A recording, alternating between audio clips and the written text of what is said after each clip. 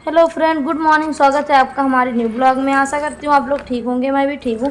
तो मैं सुबह है ट्रेनिंग के लिए आ गई हूँ और मैं जहाँ हम लोग की ट्रेनिंग हो रही है ऑफिस में हम लोग पहुँच गए हैं। ये देख सकते हो, ये बाहर से कुछ इस तरह से दिख रहा है। और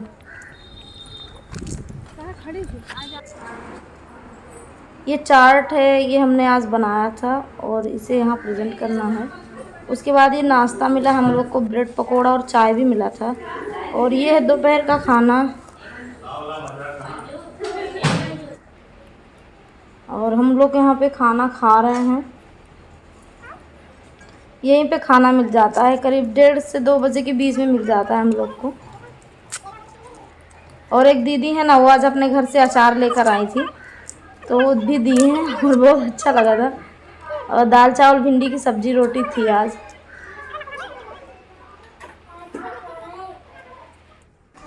तो दोपहर का टाइम है, हम लंच कर लिए हैं और बस अभी 2-4 मिनट के लिए थोड़ा टाइम मिला है। ऊपर हम लोग आ गए हैं थोड़ा घूमने के लिए। कुणाल की बहुत याद आ रही क्योंकि आज सुबह सुबह ही हम जब उठे थे तो कुणाल बोल रहा था हम भी चलेंगे वहाँ पे, लेकिन उन लोग को लाते नहीं है ना। और बहुत याद आ रही है आज उसकी। अभी तो 4-5 घंटे बाद पहुँचेंगे। घर हम पहुँच गए थे और खाना वाना बना के हम सब लोग खा लिए और बच्चों को मैं छत पे सुला दी हूँ। और उसके बाद में हम यहाँ पे बर्तन धो रहे हैं क्योंकि सुबह है तो जल्दी उठना पड़ेगा। तो ये भी काम रहेगा तो लेट हो जाए कि सुबह बहुत जल्दी जाना है, तो इसलिए शाम को ही सब कर लेते हैं। कुणाल जा नहीं रहा था लेकिन उनको किसी तरह से हम सुलाए हैं क्योंकि सुबह से शाम को बच्चे देखते हैं ना तो हमेशा पास में ही रहते हैं, पर क्या करें, मजबूरी है तो जाना पड़ेगा। तो हाय फ्रेंड, खाना बना के खा लिए, पापा को खाना दे दिए हैं और बर्तन था आप लोग देखें ही, वो तो मैं धुल ही ली हूँ। और काम तो अभी बहुत सारा बाकी है, मुझे इतने ढेर सारे कपड़े धुलने हैं ना। क्या होता है, आज 6वां दिन है तो लगातार सुबह जाना पड़ता है, शाम को आना पड़ता है और शाम को आते हैं तो अंधेरा हो जाता है तो कपड़े नहीं धुल पाते हैं। तो वो हम सुबह धुलेंगे। सुबह उठ के खाना भी बनाना है और 7:30 बजे तक मुझे घर से निकलना भी है, मतलब ट्रेनिंग के लिए। लेकिन कोशिश करें किसी तरह से सुबह जल्दी उठने की। इस समय बहुत थक जाते हैं क्योंकि हम लोग जानते हो यहाँ से उतरौला जाते हैं तो भी ऑटो पकड़ के जाते हैं और वहाँ से भी बस कभी कोई टाइम नहीं रहता, कभी वो जल्दी चली जाती है, कभी लेट जाती है। किसी किसी दिन हम लोग काफ़ी टाइम तक रहते हैं बट बस नहीं मिलती है।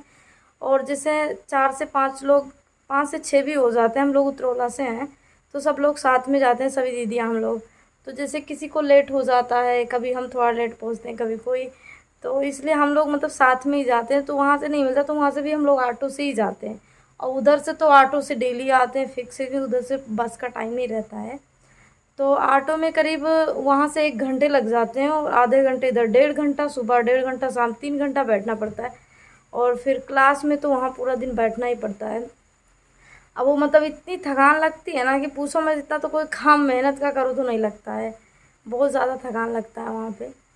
लेकिन क्या करें, बस हो चुका है, अभी 2-3 दिन की और बात है, किसी तरह से वो हो जाएगी। मंगलवार तक है उम्मीद की ख़त्म हो जाएगी। तो इसीलिए मैं इस समय वीडियो भी नहीं डाल पा रही हूँ और लाइव भी कोशिश करती हूँ शाम को आने के लिए। तो प्लीज़ आप लोग जुड़ते हो, मुझे बहुत अच्छा लगता है कि मैं बिना बताए लाइव आती हूँ तो आप लोग फिर भी मेरा सपोर्ट करते हो, जुड़ते हो उसमें।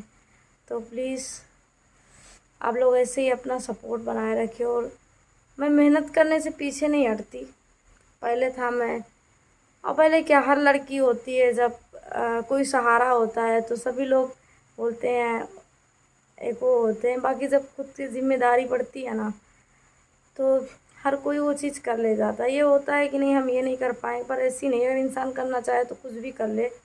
उसके लिए कोई छोटा, कोई बहुत बड़ा काम नहीं होता है। तो मैं तो भगवान से बस यही दुआ करती हूँ ना कि मुझे हराम का मत दो, मुझे फालतू नहीं चाहिए, बट मैं जो मेहनत करूँगी ना उतना दे दो, मेरे मेहनत का फल मुझे दे दो। और मैं अपने बच्चों के लिए बहुत मेहनत करूँगी, दिन रात मेहनत करूँगी ताकि मैं अपने बच्चों की जो भविष्य है ना वो अच्छा बना पाऊँ, आगे उनको पढ़ा लिखा पाऊँ। और जानते हो क्या हुआ हमारे यहाँ ना, जो हम लोग को ट्रेनिंग देती हैं, मतलब सर हैं और एक मैडम भी हैं।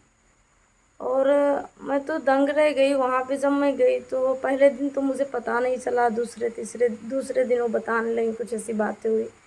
तो उनके पास भी 2 बच्चे हैं, मतलब एक बच्चा उनका 4th में पढ़ रहा है, एक शायद 8th क्लास में है, और 2 ही लड़के हैं उनके पास भी। और उनके भी हस्बैंड एक्सपायर हो चुके हैं, उनका भी एक्सीडेंट हो गया था। वही जब मेरे हस्बैंड का लास्ट मई में हुआ था और उनका शुरुआती जून में शायद हुआ है, जून या जुलाई में से कुछ बता रही थी। 1 साल मतलब बोल रही थी पूरा हो गया है। तो मैं उनको जिस दिन से वहाँ पे गई तो देखी, तो वही सोच रहे दुनिया में कैसे कैसे लोग हैं। बट चलो, नौकरी है उनकी और उन्हें आवास भी मिला है वहाँ से, तो वो बेचारी भी वहीं रहती हैं बच्चों के साथ में।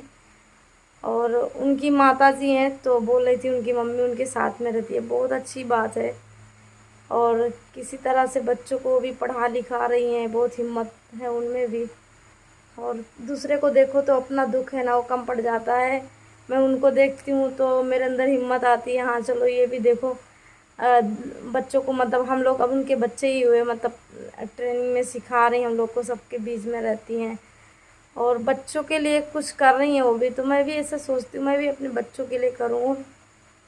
पता नहीं भगवान, मैं भी बहुत आगे जाना चाहती हूँ सच में। अपने बच्चों के लिए मैं बहुत कुछ करना चाहती हूँ कि मेरे बच्चे को कभी कमी ना महसूस हो उनको, उनके पापा की, कि पढ़ाई लिखाई में किसी भी चीज़ में आगे, कि आज मेरे पापा होते तो मैं इतना पढ़ा लिखा होता, इतना ये होता। मैं जहाँ तक मेरी कोशिश रहेगी ना मैं पूरा करूँगी अपने बच्चों का।